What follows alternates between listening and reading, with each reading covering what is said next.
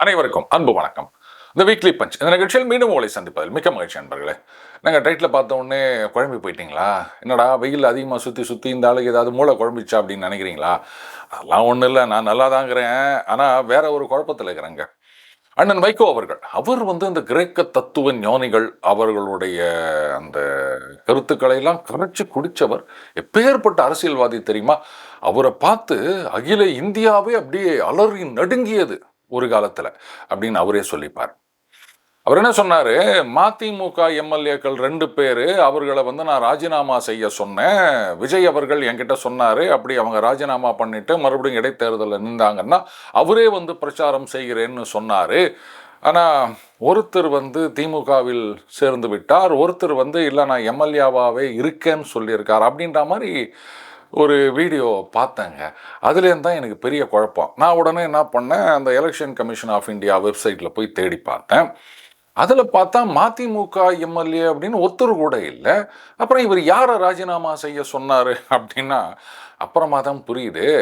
ஆக்சுவலாக technically and legally இவர் அந்த 2 பேரை ராஜினாமா செய்ய சொன்னார்ல, அவங்க 2 பேருமே திமுக உறுப்பினர்கள் தான். ஞாபகம் இருக்கா? போன ஆட்சியில் கூட இந்த மாதிரி ஒரு பிரச்சனை எழுந்தது.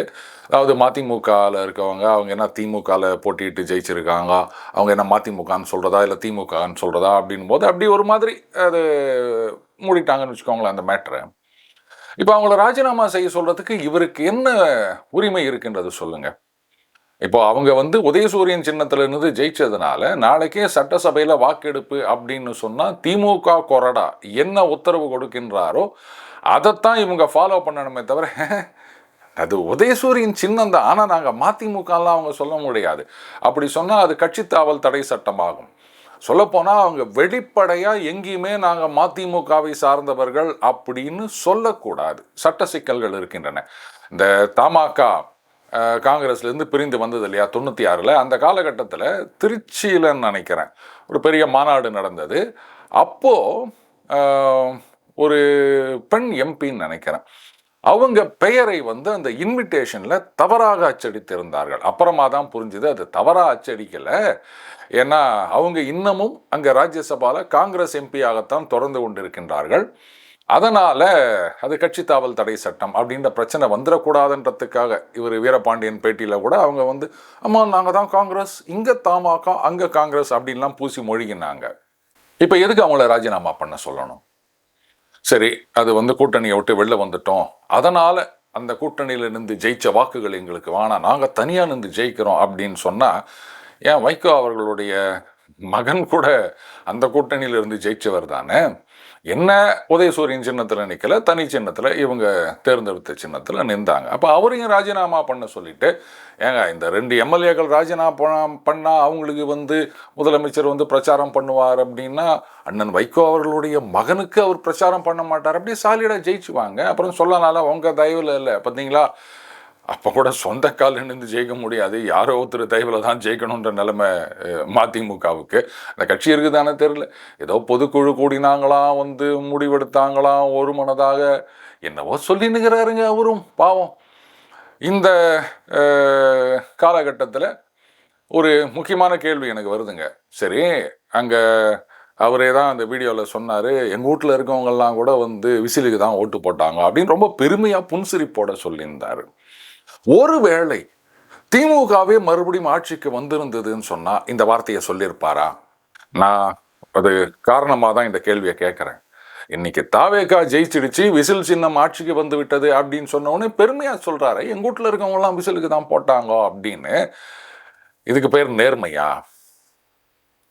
அதாவது வைகோ அவர்கள் சொல்றார், ஒரு தடவை அட்வொகேட் ஜெனரல் அவர்களே இவரை பார்க்கணுன்னு வந்தாரா, அந்த ஸ்டெர்லைட் சம்பந்தமாக அவர் பேசுவார், அது டைம் கொடுங்க அப்பாயின்மெண்ட் கொடுங்கன்னாரா, நான் அதெல்லாம் முடியாதுன்னு சொல்லிட்டேன்.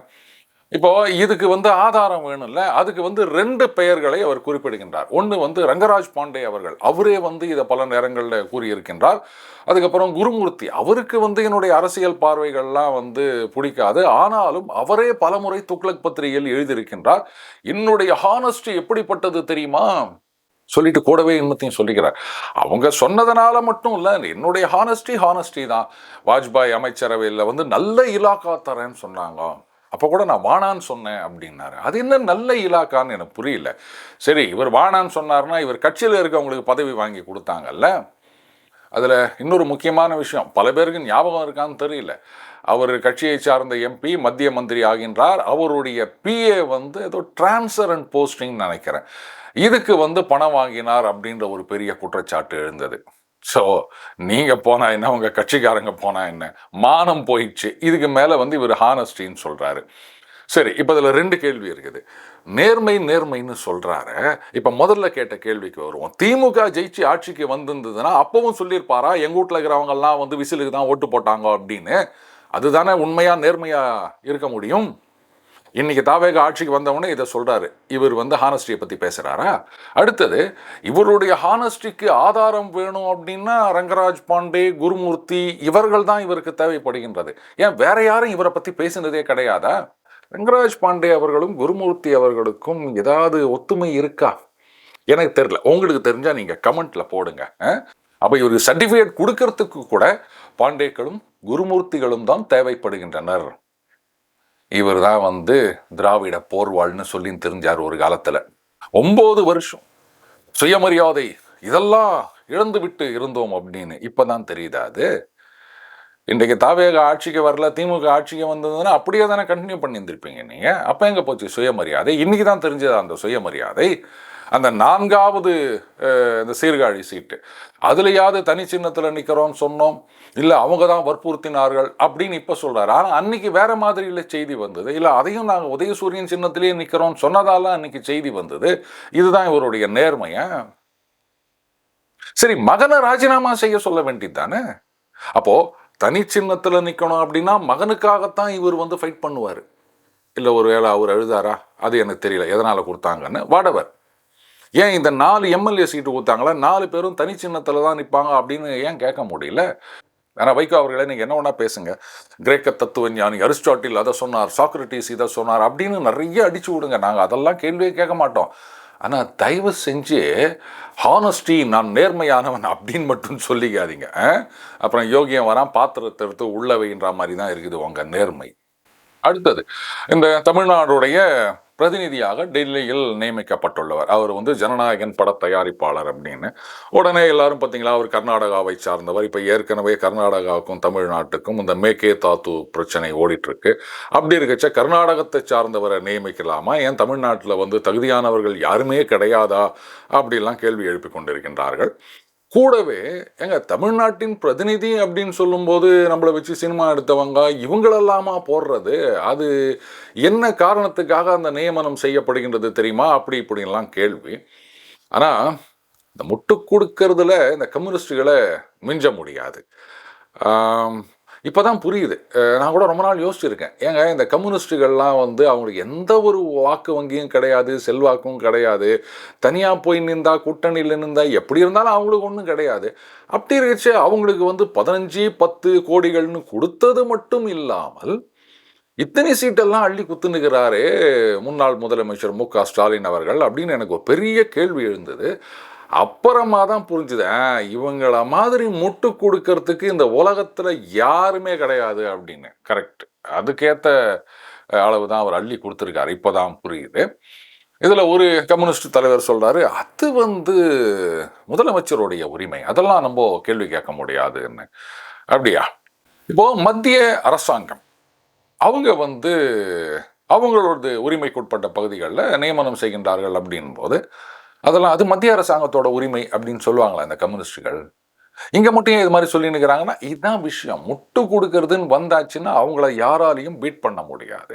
இதில் இன்னொரு கம்யூனிஸ்ட் தலைவர்கிட்ட கேட்குறாங்க, என்னங்க அவர் வந்து இது மாதிரி பேசியிருக்காரு முதலமைச்சர் அவர்கள், மக்கள் ஆதரவில் தான் நாங்கள் வந்து இன்னைக்கு ஆட்சியில் இருக்கின்றோம், ஏதோ நீங்கள் வந்து நாங்கள் சொல்லி அமுச்சு விட்டோம் அப்படின்றதெல்லாம் கிடையாது அப்படின்னு சொல்கிறாங்களேன்னும் போது அதுக்கு அந்த தலைவர் ரொம்ப சோகா சொன்னார். அதை நான் பார்க்கல. இல்லைங்க, இந்த வார்த்தையை தான் அவர் சொன்னார் அப்படின்னும் போது நீங்கள் சொல்கிறீங்க, நான் பார்க்க வேணாமா?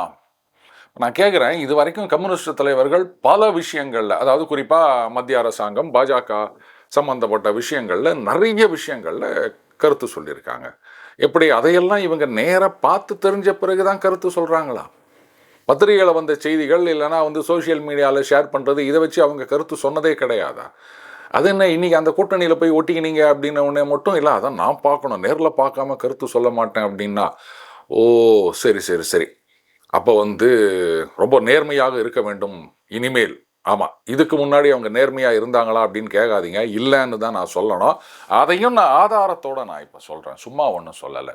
மாண்புமிகு எம்பி சு வெங்கடேசன் அவர்கள் அவர் என்ன சொல்லுகிறாரு, கடந்த ஆட்சியில் நேர்மையான அதிகாரிகளின் கைகள் கட்டப்பட்டிருந்தன அப்படின்னு சொல்லியிருக்காரு. அதை கண்டுபிடிக்கிறதுக்கு இத்தனை வருஷம் ஆச்சா? இப்போ திமுகவோட எத்தனை வருஷமா அவங்க கூட்டணியில் இருக்காங்க, ஆட்சியே கடந்த 5 வருஷம் இருந்தாங்க, அப்பெல்லாம் தெரியாம இப்ப மட்டும்தான் தெரியுதா கைகள் கட்டப்பட்டிருந்தன அப்படின்னு? சரி, அப்ப அவங்க கைகள் கட்டப்பட்டிருந்தன அப்படின்றது என்னைக்கு தெரிஞ்சது உங்களுக்கு? இது வந்து ஆட்சியில் இருக்கும்போது பார்த்துருந்தா தான் தெரிஞ்சிருக்கும். ஆட்சியை விட்டு போன பிறகு எப்படி கையை கட்டியிருந்தாங்களா இல்லையா அப்படின்னு, முந்தானேத்து ஒருத்தர் கையை கட்டியிருந்தாங்களா இல்லையான்னு இன்னைக்கு நம்ம கருத்து சொல்ல முடியாதுல்ல. அப்போ அன்னைக்கே அவருக்கு அது தெரிஞ்சிருக்கணும். அப்போ இவருடைய கைகளையும் வாய்களையும் கட்டி போட்டு எதிர்ப்பு வராமல் செய்தது யார், எது? இதுக்கு பதில் சொல்வாரா? எப்படி பார்த்துக்கிட்டு சும்மாவே இருந்தாரா கைகள் கட்டி போடப்பட்டு இருந்தன அப்படின்னு? அன்னைக்கு ஏன் சொல்லல? கூட்டணி தர்மமா? இது தர்மம் இல்லை, அதர்மம். ஒரு கூட்டணியிலேருந்து ஒரு கட்சி வெளில வந்துடுச்சு அப்படின்னு சொன்னால் அதுக்கப்புறம் இல்லாத குற்றச்சாட்டுகளை எல்லாம் சொல்றது. சரி, நேற்று வரைக்கும் கூட இருக்கும்போது இதெல்லாம் உங்களுக்கு ஏன் தெரியல? இல்லை தெரிஞ்சும் சும்மா இருந்தீங்களா? இந்த ரெண்டுத்துக்கு ஏதாவது ஒன்று பதில் சொல்லுங்க. இல்லைங்க அவ்வளோ நாளாக எங்களுக்கு தெரியல அப்படின்னா நீங்கள் அரசியலில் இருக்கிறதுக்கே தகுதி இல்லாதவர்கள். கூட்டணியில் கூடவே உட்காந்துக்கினே இத்தனை தேர்தல்களை ஒன்றாக சந்தித்து விட்டு நேர்மையான அதிகாரிகள் கைகள் கட்டப்பட்டு இருந்தன, அதை என்னால் பார்க்கவே முடியல அப்படின்னு சொன்னீங்கன்னா உங்களுக்கெல்லாம் எதுக்கு இந்த அரசியல்னு கேட்குறேன்.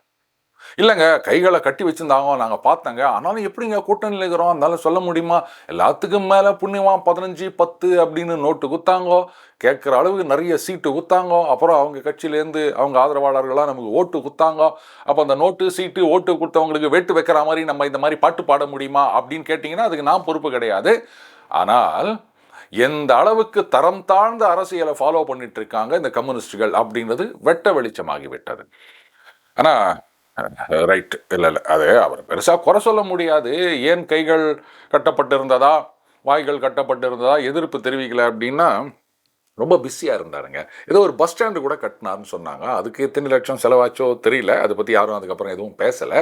அதை விட முக்கியமாக இந்த முக்கியமான நடிகர்கள் அவங்களெலாம் வந்து எங்கேயாவது அப்படி பார்க்கணும் அப்படின்னு சொன்னால் அவங்கள கூட கூப்பிட்டு போய் சுற்றி காமிக்கிறது, இந்த மாதிரி ஒரு முக்கியமான வேலையெல்லாம் இருந்திருக்காரு. அவரை போயிட்டு நம்ம இந்த மாதிரி ஏன் அன்னைக்கு குரல் கொடுக்கல அப்படின்னு கேட்கறது தப்பு தான். சரி, அப்போ என்னுடைய எதிர்ப்பை நான் வாபஸ் வாங்கிக் கொள்கிறேன். ஆனால் இப்போ யார் யாருக்கு சுற்றி காமிக்க போகிறாரு அப்படின்னு எனக்கு தெரியல. சரி, இப்போ நேராக மத்திய அரசாங்கத்துக்கு ஜம்ப் ஆயிடுவோம். சிபிஎஸ்சி இவங்க என்ன பண்ணியிருந்தாங்கன்னா 29வது வருஷத்துலேருந்து தான் வந்து அந்த மும்மொழி அப்படின்றது கட்டாயம்.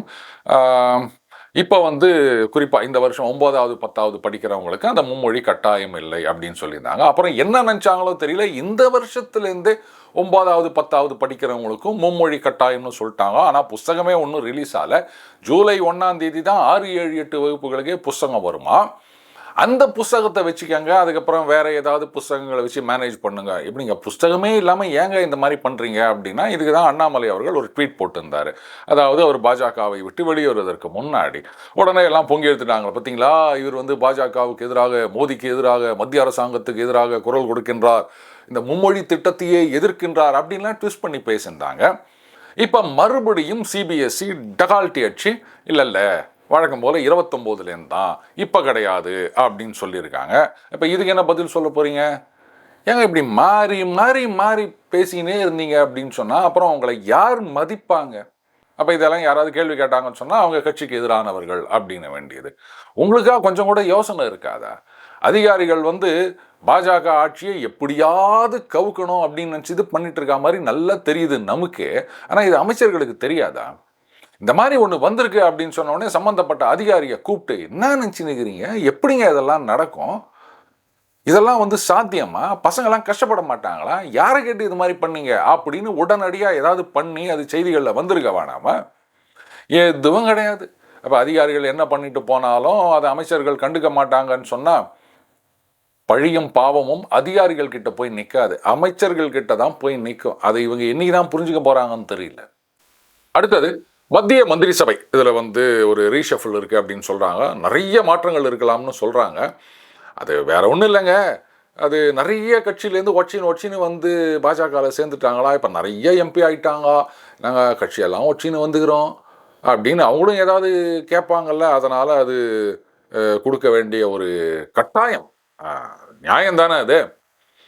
இதில் முக்கியமான மந்திரி சபைகளில் வந்து மாற்றம் இருக்கும் அப்படின்னு சொல்கிறாங்க. பட்டு நான் என்ன நினைக்கிறேன்னா, சமீபத்தில் தமிழக காங்கிரஸ் தலைவர் மாற்றப்பட்டுள்ளார். செல்வத் பெருந்தகை அவர்கள் இருந்த இடத்துக்கு மாணிக்கம் தாகூர் அவரை வந்து தமிழ்நாடு பிரதேஷ் காங்கிரஸ் கமிட்டி லீடர் அப்படிதான் அந்த லெட்டரில் இருக்குன்னு ஒருத்தர் சொல்லியிருந்தார், நியமித்திருக்கின்றார்கள். அவர் வந்து ஆமாம், ஆரம்ப காலகட்டத்திலேருந்தே தாவேகாவுடன் போக வேண்டும் அப்படின்னு சொன்னவர், திமுக கூட்டணி வேண்டாம்னு சொன்னவர், இப்போ போய் சேர்ந்துட்டாங்கல்ல, அதனால் வந்து அவருக்கு தலைவர் பதவி கொடுத்தது நியாயம்தான், அதை ஒன்றும் தப்புன்னு சொல்ல முடியாது. ஒருவேளை தமிழக பாஜக தலைமை பதவியிலும் ஏதாவது மாற்றம் வருமோ? இல்லை, நயினார் நாகேந்திரன் அவர்கள் கூட ஏதோ மரியாதை நிமித்தமாக சந்தித்து விட்டு வந்தார் அப்படின்லாம் சொல்கிறாங்க.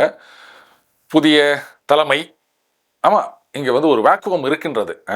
அந்த வேக்குவத்துக்கு மத்தியிலிருந்து அமைச்சராக இருக்கும் ஒருவர் இங்கே வந்தால் அப்படியே பிரகாசமாக இருக்கும் அப்படின்னு அவங்க நினச்சா அது ஒன்றும் தப்பு கிடையாது.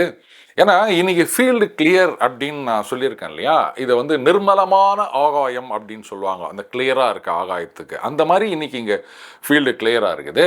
ஸோ அப்போ பாஜகவை வந்து அப்படியே முழு வேகத்தோடு வளர்த்தெடுத்துக்குன்னு போனோம்ல. இது வரைக்கும் வந்து அந்த 3% அப்படின்ற லிமிட்டை தாண்டி ஒரு 30% ஆகணும். இங்கே தமிழகத்தில் வந்து பாஜக ஆட்சியை பிடிக்க வேண்டும் அப்படின்னா ஒரு புதிய தலைவர் தேவைதான். சரி, எல்லாம் நல்லதுக்கே நடக்குது அப்படின்னு நினச்சிப்போம், வேற என்னத்த சொல்கிறது. ஆனால் எனக்கு என்ன இப்போ சந்தேகம்னா, நயினார் நாகேந்திரன் அவர்கள் வந்து சட்டசபையில் முதலமைச்சர் அவர்கள் அந்த ஆக்ஷன் காமிச்சார் இல்லையா, அதை விமர்சனம் செய்து ட்வீட் போட்டுக்கிறாருங்க, கருத்து சொல்லியிருக்காரு. ஆனால் மத்திய பாஜகவுடைய நிலைப்பாடு வேற மாதிரி இருக்கிறதா ஒரு செய்தி பார்த்தேன். அதாவது சட்டசபையில் அரசியல் பேசாமல் வேற என்ன பேசுவாங்கோ அப்படின்னு மாண்புமிகு மத்திய நிதி அமைச்சர் நிர்மலா சீதாராமன் அவர்கள் சொன்னதாக ஒரு செய்தி பார்த்தேன். அதை எப்படி ஃபேக்ட் செக் பண்ணுறது அப்படின்னு எனக்கு தெரியல. ஒருவேளை மத்திய அமைச்சர் அந்த மாதிரி சொல்லி இருந்தது உண்மையாக இருக்கும் பட்சத்தில், இப்போ ஏன் எல்லாரும் நயினார் நாகேந்திரன் அவர்களை பிடிச்சி கடிக்கல? நீங்கள் என்ன மத்திய பாஜக கருத்துக்கு எதிராக செயல்படுகின்றீர்கள், ஆஹா அப்போ இவரும் வந்து கட்சியை ஒற்றிக்கின்னு போகிறாரா அப்படின்லாம் ஏன் யாரும் கேள்வி கேட்கல?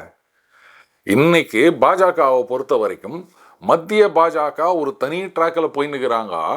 அதாவது இங்கே தமிழக ஆட்சி அரசை பொறுத்தவரையில் தமிழ்நாடு பாஜக இன்னொரு டைமெட்ரிக்கலி ஆப்போசிட் ட்ராக்கில் போயிட்டுங்கிறாங்க. என்ன நடக்குதுன்னே தெரியல. சரி, தலைமை மாற்றம் ஏதாவது வருதா பொறுத்து இருந்து பார்க்கலாமே. இன்னைக்கு நிறைய பேர் சொல்லிட்டு இருக்காங்க, இதை பாருங்க, தாவேகா ரொம்ப ஸ்ட்ராங்காக ஆட்சியில் வந்து உட்காந்துட்டாங்க, அவங்கள வந்து இன்னும் ஒரு குறைந்தபட்சம் 15 வருஷத்துக்கு அசைச்சிக்க முடியாது, ஏன்னா இந்த ஊழலுக்கு எதிரான நடவடிக்கைகள் அப்படின்னு நிறைய ஆக்ஷன் எடுத்துகிட்டு வராங்க, ரெய்டெல்லாம் நடக்குது, இன்னும் நிறைய வரப்போகுது. அதுக்கப்புறம் ஏற்கனவே விடப்பட்ட டெண்டர்கள் இதிலெல்லாம் முறைகேடுகள் அப்படின்னு சொல்லிட்டு நிறைய டெண்டர் அதெல்லாம் வந்து கேன்சல் பண்ணிட்டுருக்காங்க.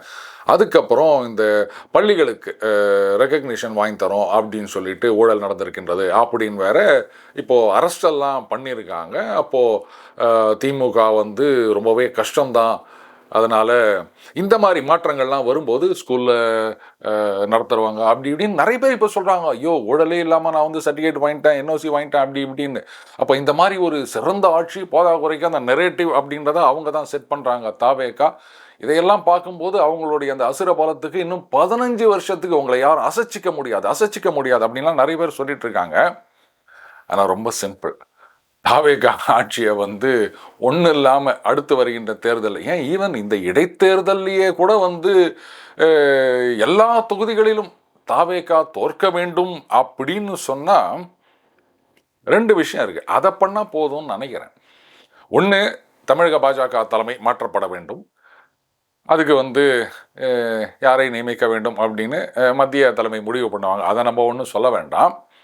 ஆனால் புதிதாக வரப்போகின்ற தலைவர் அவங்க வந்து தாவேகா ஆட்சி சிறப்பாக நடைபெறுகின்றது, மத்திய அரசாங்கத்துடன் இணக்கமாக அவர்கள் நடக்கின்றனர், அந்த மத்திய அரசாங்கத்தின் திட்டங்களை எல்லாம் தாவேகா வந்து நிறைவேற்றி வருகிறது, சிறப்பாக நிறைவேற்றுகிறது, நாங்கள் அதை பாராட்டுகின்றோம், மத்திய அரசாங்கம் தமிழக பாஜக எங்களது முழு ஆதரவும் இந்த ஆட்சிக்கு உண்டு இதை மட்டும் அப்பப்போ சொல்லிக்கினே இருந்தீங்கன்னா போதும். அதுக்கப்புறம் தாவேகாவை யாராலையும் காப்பாற்ற முடியாது அப்படின்னு நினைக்கிறேன். இன்ஃபேக்ட் இன்னைக்கு வந்து திமுக உள்ளிட்ட கட்சிகள்லாம் வந்து அப்படித்தான் ஒரு ஆயுதத்தை கையில் எடுத்திருக்காங்க. இவங்க வந்து பாஜக, ஆர்எஸ்எஸ் கொள்கைகளை இவங்களை வச்சு நிறைவேற்றி கொண்டிருக்கின்றார்கள் அப்படின்னு. சரி, ரைட்டு, மக்களுக்கு நல்லது நடந்தா அதை நம்ம வரவேற்க வேண்டியது தானே. கடைசியா இந்த மக்களுக்கு நல்லது அப்படின்னும் போதுதான் அண்ணன் திருமா அவர்கள் அருமையான யோசனை சொல்லியிருந்தாரு. அதாவது இந்த 755 கோடி நீங்க வந்து இந்த தங்க மோதிரம் அப்படின்னு சொல்றீங்க, இதெல்லாம் தேவையில்லாத விஷயம். அந்த பணத்தை வந்து அங்கங்க இருக்கின்ற அந்த மருத்துவமனைகள் அதை தரம் உயர்த்துவது இதெல்லாம் பண்ணீங்கன்னா எவ்வளவோ நல்லதா போகும் ஜனங்களுக்கு அப்படின்னு சொல்லியிருந்தாரு. இதுல ஒரு வீடியோ ஒன்று பார்த்தேன். தயவு செஞ்சு அதை ஏன்னு சொல்லிடாதீங்க. இன்றைக்கு தொழில்துறை அமைச்சராக இருக்கின்ற கீர்த்தனா அவர்கள், அவங்க வந்து ஏதோ ஒரு மேடையில் பேசும்போது அவங்க என்ன சொல்கிறாங்க, இந்த மாதிரி மக்கள் பணத்தை எடுத்து அது அந்த வரி பணத்தில் கொஞ்சோண்டு கொடுத்துட்டு இது வந்து அப்பா கொடுத்தார் அப்படின்னு இந்த ஆட்சியில் இருக்கின்ற கட்சிகள் இந்த மாதிரி சொல்கிறது எப்படி நியாயமாகும் அப்படின்னு கேட்டதா ஒரு வீடியோ பார்த்தேங்க. சரி, அப்பா கொடுத்தார் அப்படின்னோ இல்லை வந்து ஸ்டாலின் கொடுத்தாருன்னு சொன்னதோ தப்பு அப்படின்னா, தாய்மாமன் கொடுக்குறாருன்னு சொல்றது மட்டும் எந்த பணத்தில் கொடுக்க போறீங்க? இல்லை அவங்க கட்சி தொண்டர் ஒருத்தர் சொன்னாங்களே, இந்த மாதிரி வந்து மக்கள் பணம் எனக்கு தேவையில்லை, சொந்த காசில் கொடுப்பேன், அந்த மாதிரி சொந்த காசில் கொடுத்துட்டு தாய்மாமன் சேர்னு சொல்லிட்டு போகலாம். மக்கள் பணத்தை எடுத்து மக்களுக்கு கொடுத்துட்டு இதுக்கு வந்து அவங்க பேர் வச்சுக்கிறது, அன்னைக்கு சொன்னது என்ன, இன்னைக்கு சொன்னது என்ன? விடுங்க, அரசியல்னா இப்படித்தான். எதிர்கட்சியாக இருக்கும்போது நாங்கள் ஒன்று சொல்லுவோம், ஆளுங்கட்சியாக வந்த பிறகு இன்னொன்று சொல்லுவோம். ஆனால் தொழில்துறை அமைச்சரை பொறுத்த வரைக்கும் ஒரு விஷயம், இதை வந்து சொல்லித்தான் ஆகணும் அப்படின்னு நினைக்கிறேன். இந்த தூய்மை பணியாளர்கள் இதை வந்து தனியார் மயமாக்குவது அப்படின்னு ஏதோ ஒரு டெண்டர் விட்டுருந்ததா சொன்னாங்க. அது வந்து இப்போது கேன்சல் பண்ணிட்டாங்க. ஏற்கனவே இந்த பரந்தூர் ஏர்போர்ட் அப்படின்ற விஷயமும் வந்து அதுனா கைவிட்டாங்களா, இல்லை அங்கே சிப்காட்டு கொண்டு வர போகிறாங்களா, இல்லை கண்டினியூ பண்ண போகிறாங்களா, ஒன்றுமே தெரியல. ஏகப்பட்ட குழப்பம். ஆரம்பத்தில் நான் சொன்ன பாருங்கள், அந்த குழப்பம் எனக்கு கடைசி வரைக்கும் இருக்குது. அப்போது இந்த மாதிரியே பண்ணிட்டு இருந்தாங்கன்னா தொழில் நிறுவனங்கள் யோசிக்க மாட்டாங்களா? இந்த பேக் அண்ட் ஃபோர்த்து முன் வச்சதுக்கால பின் வைக்கிறது இப்படின்னே பண்ணிட்டு இருந்தால் அவங்க வந்து இன்வெஸ்ட் பண்ணுறதுக்கு தயங்குவார்கள். இதில் வந்து $1.5 trillion எக்கானமியாக எங்கே கொண்டு போய் நிறுத்துறது? சரி, விடுங்க, இந்த டெண்டர் கேன்சல் இதெல்லாம் வந்து பத்திரிகையில் வந்து செய்தி தானே, அந்த ரீல்ஸ் தானே முக்கியம். அதை வச்சு தானே வந்து வெளிநாட்டில் இருக்க தொழிலதிபர்கள்லாம் இன்வெஸ்ட் பண்ண போகிறாங்க. அவங்க வந்து இங்கே இருக்க பேப்பர்லாம் படிக்க மாட்டாங்கன்னு நினைக்கிறேன். அதனால் இன்வெஸ்ட்மெண்ட் வரும், நம்புவோம். மீண்டும் அடுத்த ஒரு சந்திப்போம். வணக்கம்.